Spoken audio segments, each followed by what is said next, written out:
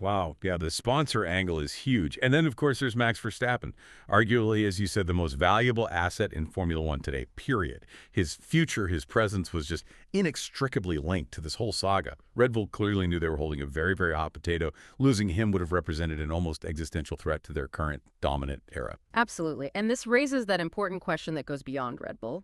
How much power does one driver truly wield in what is, supposedly, a team sport? Max's father, Jos, launched that very public, very effective media blitz, didn't he? Making strong, unambiguous statements that just threw Red Bull's internal strife out into the public domain. This was quickly followed by Max's own subtle but undeniably palpable hints about his dissatisfaction, widely interpreted in the paddock as clear signs of unrest. This collective pressure triggered Red Bull's ultimate, most profound fear, losing their golden goose, their generational talent, to a rival team. Specifically, Mercedes was the major threat. They had an open seat after Lewis Hamilton's shock move to Ferrari, and they were actively, very publicly, courting Max. Our source explicitly states the stakes. Losing Verstappen, collapse of the current Red Bull era. Stark. In contrast, losing Christian Horner, while obviously a massive change, was deemed a manageable reset. This was a cold, calculated business decision, prioritizing the paramount retention of their star driver above almost everything else. The ripple effect of losing a driver of Max's caliber would be immense, impacting not just points, but team morale, investor confidence, future sponsorship deals, the team's long-term prospects. It's not just about losing a top performer. It's about losing the very identity, the driving force of the team's current success. It's all built around Max Verstappen right now. And that's a leverage point almost no other driver possesses. It's unique. And beyond the immediate scandal, beyond the immense leverage of their superstar driver, our sources also indicate this significant internal shift was happening, what they call leadership drift. Well, that suggests a more insidious erosion, doesn't it, of the core operational strategic cohesion at the highest levels of the team. Sounds like a slow-burning crisis in itself. It is, and it connects directly to Christian Horner's internal power base within that team. Adrian Newey, as we discussed, departed. Huge blow. But our sources also indicate that Jonathan Wheatley, another absolutely key lieutenant within Red Bull Racing, reportedly left as well. Let's just break down the significance of these departures for a second. Newey is the technical genius, the visionary architect. His departure signaled a foundational crack. Wheatley, as sporting director, he's a critical operational figure, kind of the unsung hero who plays a vital role in the day-to-day running of the race team, managing the pit crew, ensuring flawless operations on race weekends.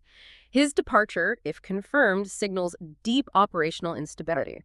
Their combined departures? Well, they signal a profound lack of cohesion, or perhaps more accurately, a crumbling of faith within the senior leadership levels at Red Bull. If Christian Horner had indeed lost the trust, the active support of these vital figures who were absolutely foundational to the team's success, and crucially, lost the allegiance of Max Verstappen, his power base within the team would have severely eroded, leaving him increasingly isolated. The board, in assessing this rapidly deteriorating situation, likely asked a brutal but necessary question. If we've already lost our tech visionary in Newey, and we risk losing the most dominant driver in Verstappen, is Horner still holding this team together? Or has he, in fact, become a destabilizer whose continued presence is doing more harm than good? End quote. That question points to a critical shift in how Horner was perceived internally, moving from an indispensable asset who built a dynasty to a potential liability whose continued presence might actually accelerate the team's unraveling. The internal dynamics clearly were in turmoil, regardless of what was happening on track. Okay, now this is a burning question for so many F1 fans, observers, Yeah. me included, actually. You'd think a mid-season leadership change, especially one involving a figure as central as Christian Horner, would cause absolute chaos, Right. particularly in a high-pressure, incredibly competitive sport like F1. So why did Red Bull act precisely when they did? Rather than waiting for the traditional, more convenient end-of-season break, when these kinds of changes are far more common, far less disruptive usually. That's a really insightful question about strategic timing and crisis management, Oh. and it reveals the sheer, cold, calculated nature of Red Bull's ultimate decision. What's truly fascinating here is that Red Bull made a cold, hard business decision to cut ties when there was still a window of opportunity to stabilize the organization for the future, particularly looking ahead towards the absolutely crucial 2026 season. That's when new regulations, new power unit partnerships come into play, a monumental shift for the sport. They deliberately weighed the immediate disruption of a mid-season change against the potentially catastrophic long-term risks of inaction, and inaction lost. Right. And the source explicitly suggests that Christian Horner's authority within Red Bull was crumbling internally, well before the decision was made public. So waiting then wouldn't just have risked mid-season disruption, it risked something far worse, potentially a complete internal breakdown of the team itself. Precisely. Waiting would have allowed the crisis to just fester and escalate, risking more leaks, internal rebellion, and severe sponsor discontent. The continuous media scrutiny, especially with platforms like Netflix featuring F1 so prominently, think that Drive to Survive, it wouldn't have eased up. It would have only intensified. It would have kept the negative headlines boiling throughout the entire rest of the season, extending the reputational damage, the internal instability indefinitely. This speaks directly to that concept of death by a thousand cuts, doesn't it? Prolonging the crisis, allowing it to drag on, leak out in dribs and drabs, that could have been far, far more damaging than one decisive, albeit abrupt and painful action. The Netflix footage point is particularly illustrative. It shows the constant public gaze F1 operates under now. Every internal drama is potentially globally broadcast, amplifying the pressure on teams to act quickly. Red Bull needed to get ahead of that narrative, didn't they? To take control rather than constantly reacting to what felt like a slow-motion public relations disaster unfolding. And then there's the other huge factor mentioned in our sources, Ford's highly anticipated 2026 powertrain integration with Red Bull, which, as you say, is already well underway. This is a massive partnership. It goes far beyond just providing engines. It represents a huge strategic alliance for the future. This is a huge, indeed monumental piece of the puzzle, and it provides significant insight into the strategic timing. Ford, massive American corporation, global automotive giant with an immense brand legacy. They are investing heavily, not just financially, but technologically, strategically in the future of F1, with Red Bull as their engine partner from 2026 onwards. For such a partnership to truly work, to thrive, Ford would require cultural credibility from their F1 team. That's key. A lingering scandal, constant ethical questions, and ongoing controversy surrounding their team principle that would have been an absolutely significant liability for such a crucial long-term alliance. Ford, like any major global brand, wouldn't want their image associated with persistent controversy or ethical ambiguity. Not good business. Acting decisively, even if it was mid-season, sent a clear, unambiguous signal. A signal of Red Bull's commitment to maintaining a clean, credible, ethically sound image for its partners, especially one as vital as Ford. This wasn't just about winning races in 2024 or 2025. It was about securing future technological backing, massive financial investment, and a long-term strategic direction for the entire Red Bull racing operation. They simply couldn't jeopardize that multi-billion-dollar future for the sake of one individual, no matter how successful they'd been in the past. Right, the long-term view. And finally, the timing of Christian Horner's departure also strategically coincided with that slight dip in the team's on-track performance. Now, it seems counterintuitive, maybe, to make such a big change during a dip. It could easily be seen as kicking a team while it's down, or even creating more instability. But our sources highlight that it was, in fact, incredibly strategic. The performance dip, however slight, was critical for the timing because it meant the team had already dipped enough to avoid accusations of sabotaging a title run. Think about it. If Red Bull had been dominating just as much as in 2023, sitting comfortably miles ahead at the top of the constructors' standings, a mid-season firing of its long-standing, highly successful team principal would have looked utterly incomprehensible, self-destructive even. It would have been perceived as actively throwing away a guaranteed championship. The backlash would have been immense. The slight dip, however, provided a crucial, politically opportune window.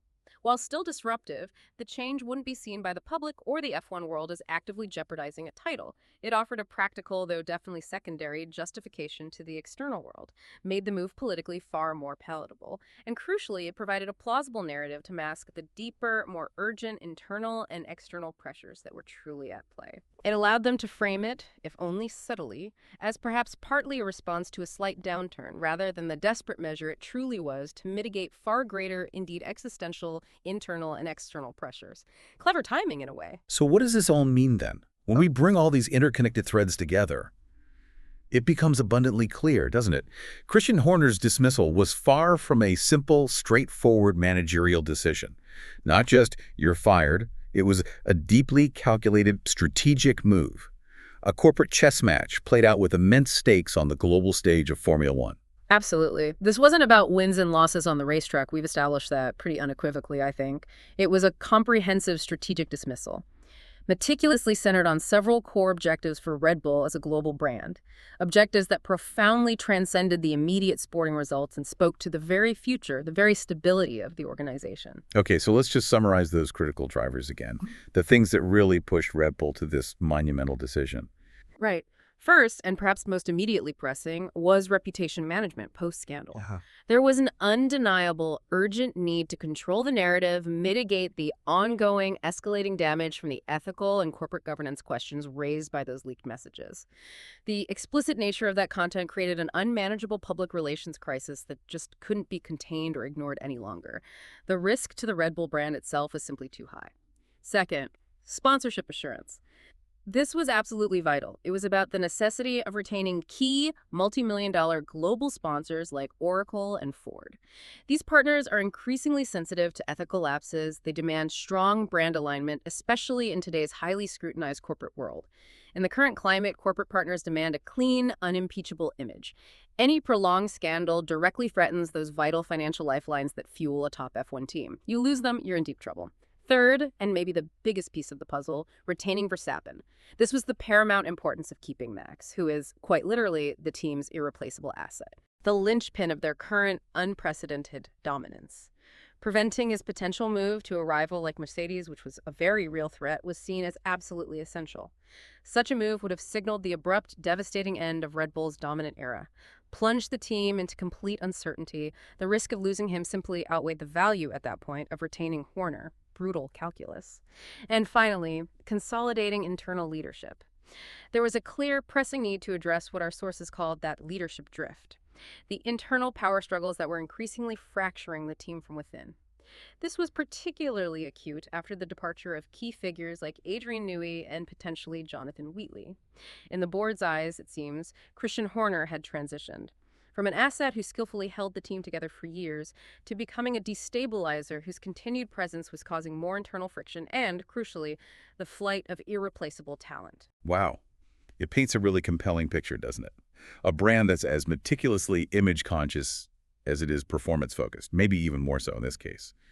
Christian Horner, despite his incredible, almost unparalleled track record, building a championship-winning dynasty basically from scratch, ultimately became more of a liability than an asset in that broader, complex corporate sense, which forced a brutal, but from a purely strategic standpoint, perhaps a remarkably sound decision.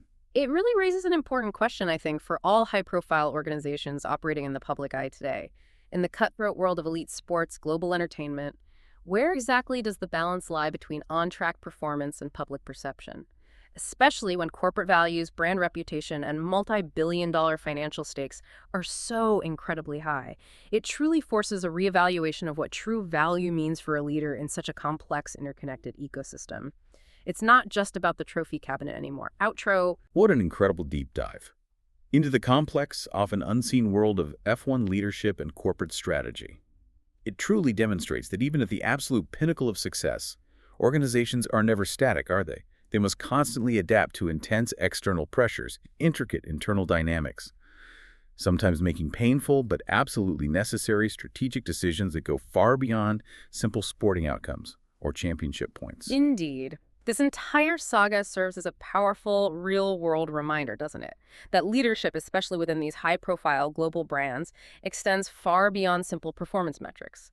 It encompasses rigorous ethical governance, the delicate management of crucial stakeholder relations from sponsors to star talent, and the unwavering ability to maintain internal cohesion in the face of immense, unrelenting pressure. It's truly a masterclass in strategic crisis management played out in public. So for you, our curious listener, here's something to consider until our next deep dive. How much does the public perception and ethical standing of a leader truly influence the long-term success and stability of an organization, even when their performance on paper is absolutely stellar? And what profound lessons can be drawn about crisis management when your golden goose, your most valuable asset, is also paradoxically your biggest lever for change within the organization itself? Something to mull over until our next deep dive.